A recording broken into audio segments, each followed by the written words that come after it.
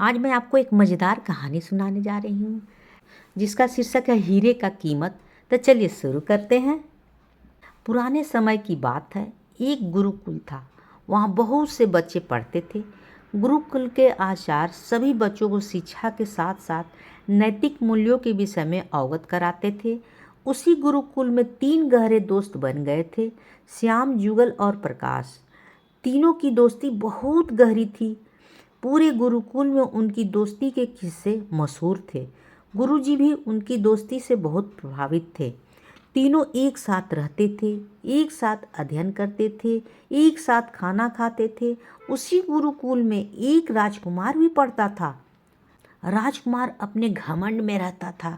वह तीनों को बहुत नीचा समझता था। एक बार आचार्य जी ने सभी विद्यार्थियों को बुलाया और सभी को एक छोटे से पहाड़ के पास ले गए।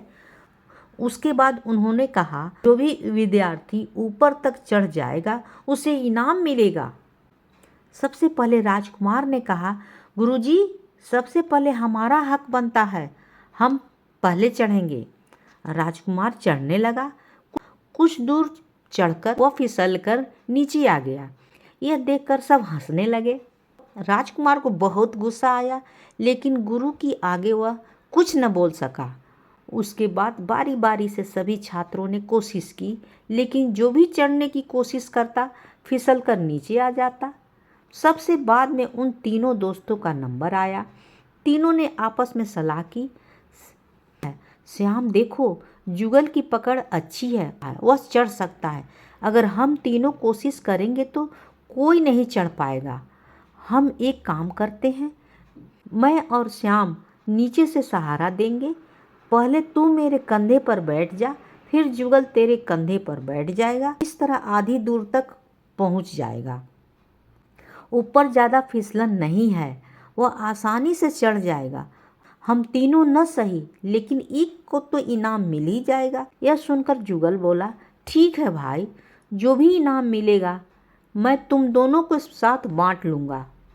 श्याम और प्रकाश ने सहारा दिया और जुगल किसी तरह ऊपर पहुंच गया। कुछ ही देर बाद तीनों गुरुजी के पास वापस आ गए। उनकी एकता देखकर गुरुजी बहुत खुश हुए। गुरुजी ने एक चांदी की डिबिया दी और कहा, बेटा, जब मुसीबत में हो तो तब इस डिबिया को खोलना। चांदी की डिबिया लेकर तीनों वापस गुरुकुल आ गए, लेकिन अब समस्या थी कि उस चांदी की डिबिया को बांटा कैसे जाए। उन्होंने डिबिया को एक जगह छिपा कर रख दिया। उसके बाद श्याम ने कहा, हम तीनों में से जो भी मुसीबत में होगा वह इस डिबिया को खोल कर देखेगा। इस तरह कुछ दिन बीत गए। इन तीनों अपने गुरुकुल के अन्य छात्रों के साथ जंगल में जा रहे थे। चांदी की डिबिया उन्होंने अपनी जेब में रखी हुई थी। तभी वहाँ डाकू ने उन्हें चारों ओर से घेर लिया। सभी छात्र बहुत बुरी तरह से घबरा गए। डाकू उन्हें बंदी बनाकर ले जाना चाहते थे। तभी उनकी नज़र राजकुमार पर पड़ी। राजकुमार को उन्होंने पकड़ लिया, जिससे वे राजा से मोटी रकम सोना चांदी लूट सके। बाकी सबको छोड़ दिया। राजकुमार बुरी तरह से रो रहा था।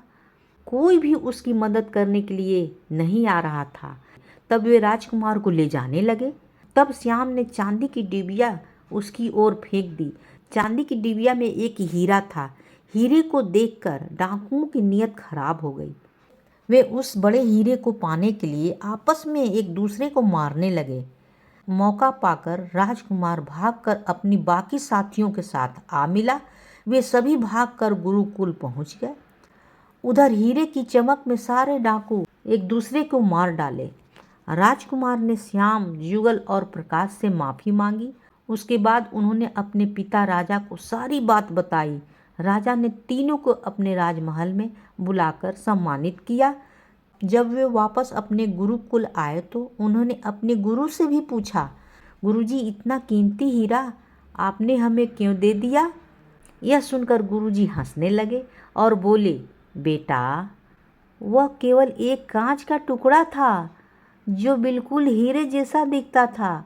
उसका कोई मोल नहीं था, लेकिन वह अनमोल भी है, क्योंकि उसने तुम सबकी जान बचा ली है और तुम्हारे दुश्मन को सदा के लिए खत्म कर दिया।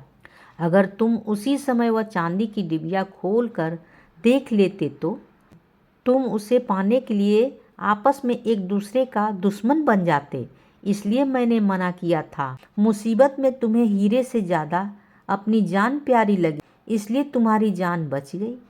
उस दिन जब मैं तुम्हें पहाड़ पर चढ़ा रहा था, तब तुमने एकता दिखाते हुए अपने साथी को ऊपर चढ़ाने में मदद की थी। गुरु की इस शिक्षा से सभी छात्र बहुत खुश हुए। इस कहानी से हमें यह सीख मिलती है कि एकता में बहुत बल है। कहानी होती है समाप्त।